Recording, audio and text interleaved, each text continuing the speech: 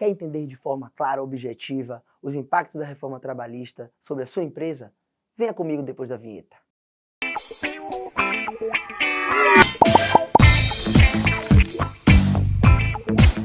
Olá, seja bem-vindo. Esse é o Sebrae Talks, o canal de conteúdo do Sebrae. Aqui você vai aprender tudo o que precisa saber sobre o mundo dos negócios. E no vídeo de hoje eu vou trazer um tema de grande importância para você, empresário: os impactos da reforma trabalhista para as micro e pequenas empresas. Eu separei os 10 pontos que, na minha opinião, mais impactaram para as micro e pequenas empresas após a reforma trabalhista. Mas antes de irmos para o conteúdo, baixe o material que está aqui na descrição, que vai ser de muita importância para que você complemente as informações trazidas aqui e desenvolva ainda mais a sua empresa. Aproveita, ativa suas notificações e se inscreve no canal, que toda semana tem vídeo novo. Então deixa eu me apresentar. Eu me chamo Leonardo Barbosa, advogado do Sebrae há mais de 10 anos, auxiliando o Sebrae nas mais diversas questões, inclusive em questões trabalhistas, que será um tema enfrentado no dia de hoje. E no final do vídeo ainda vai ter a dica bônus. Fique comigo até o final que você não vai se arrepender. Mas antes de trazer os impactos da reforma trabalhista para as micro e pequenas empresas, eu deixo uma dica para vocês. Se estiver presente os elementos da relação de emprego, a pessoalidade, ou seja, se estiver presente aquela relação individual da pessoa com o seu empregador, a não eventualidade, ser o serviço prestado de forma contínua, a onerosidade, houver o percebimento de uma remuneração pela prestação daquele serviço, ou até mesmo a subordinação, que é a sujeição do empregado com relação ao seu superior, estará caracterizada a relação de emprego e assim o vínculo trabalhista. O primeiro impacto, ela advém da Lei de Trabalho Temporário. A Lei de Trabalho Temporário, ela não trouxe só a regulação do trabalho temporário propriamente dito, mas trouxe também uma regulação sobre a terceirização. Ela permitiu que o empregador, que as empresas, ela terceirizassem não só sua atividade meio, como era antes, e ela agora pode terceirizar a atividade fim da empresa. Um exemplo disso é uma empresa que transporta mercadorias. Antes da reforma, ela só poderia terceirizar atividades meios, acessórias, como por exemplo, segurança, limpeza. Após a reforma, ela pode terceirizar a sua atividade principal, que é a própria entrega da mercadoria. O segundo impacto, ele está relacionado com o primeiro. Podendo a empresa terceirizar a sua atividade principal, a atividade fim, ela deve garantir aos terceirizados as mesmas condições dos seus empregados, condições de alimentação, de transporte, de atendimento médico, de treinamento, de condições sanitárias, saúde e segurança do trabalho. O terceiro impacto, ele também foi trazido pela Lei de Trabalho Temporário. E ele diz respeito ao prazo de carência para que a empresa contrate ex-empregados que queiram prestar serviços via empresa terceirizada à sua antiga empregadora. Esse prazo, que antes da reforma era de 6 meses, ele se ampliou para 18 meses.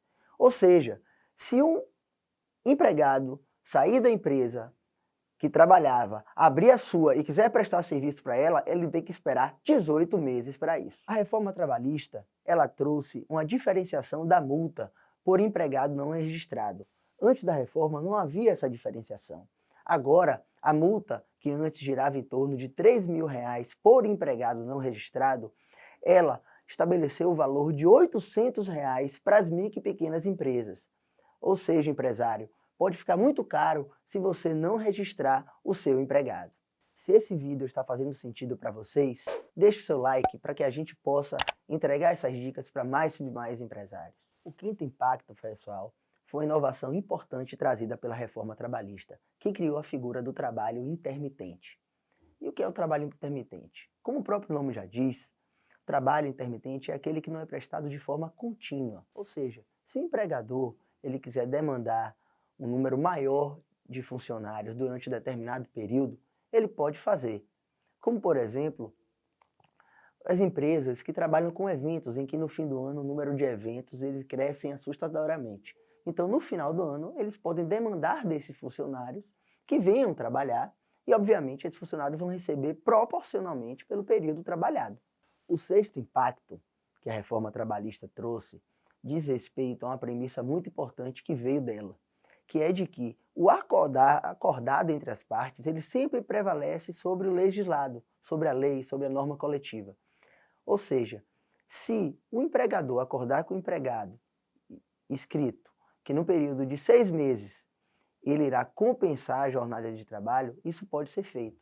Se não houver acordo escrito, esse acordo for verbal, essa compensação ela pode se dar dentro do mesmo mês. E não esquece, quem ficou com alguma dúvida, deixa aqui seus comentários que a gente vai responder todas elas. O sétimo impacto também decorre daquela premissa de que o acordado prevalece sempre sobre os legislados. Então, o empregado e o empregador, eles podem acordar uma jornada de trabalho diferenciada. Por exemplo, eles podem acordar uma jornada de trabalho de 12 por 36 horas. E não tão somente uma jornada comum, aquela de 8 horas diárias, 44 horas semanais. O oitavo impacto, ele diz respeito à contribuição sindical. A reforma trabalhista alterou o regramento sobre o pagamento da contribuição sindical por parte dos funcionários. Antes, esse pagamento ele se dava de forma automática na folha do funcionário, quando a empresa descontava o pagamento dessa contribuição sindical. Hoje não.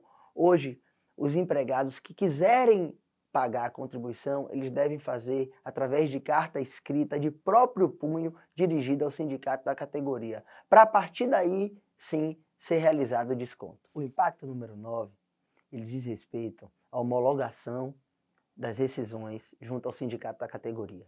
Antes da reforma, havia a obrigatoriedade de homologação de toda e qualquer rescisão junto ao sindicato. Após a reforma, não há mais essa obrigatoriedade, podendo simplesmente o empregador anotar na carteira de trabalho o desligamento do funcionário e esse documento ser suficiente para que o empregado movimente sua conta de FGTS ou solicite as guias de seguro-desemprego. O 10º e último impacto diz respeito à equiparação salarial.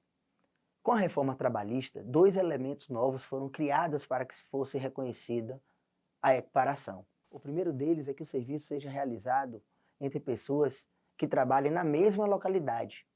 O segundo é que a diferença do tempo de serviço de um para o outro ele não seja superior a 2 anos. Lembra da dica extra que eu falei lá no início do vídeo, pessoal? Então, a medida provisória 905 de 2019, ela trouxe 2 questões bastante importantes que merecem a nossa atenção. A primeira delas é com relação ao vale alimentação.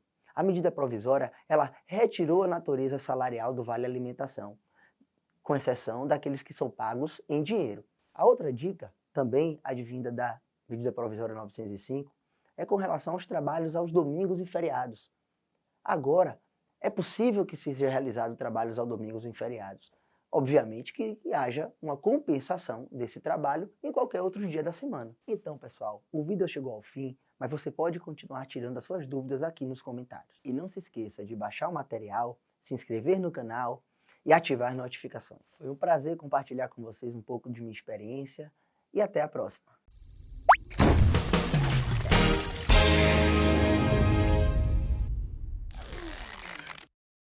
Da reforma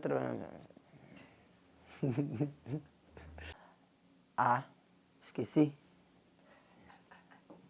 Ativar notificações.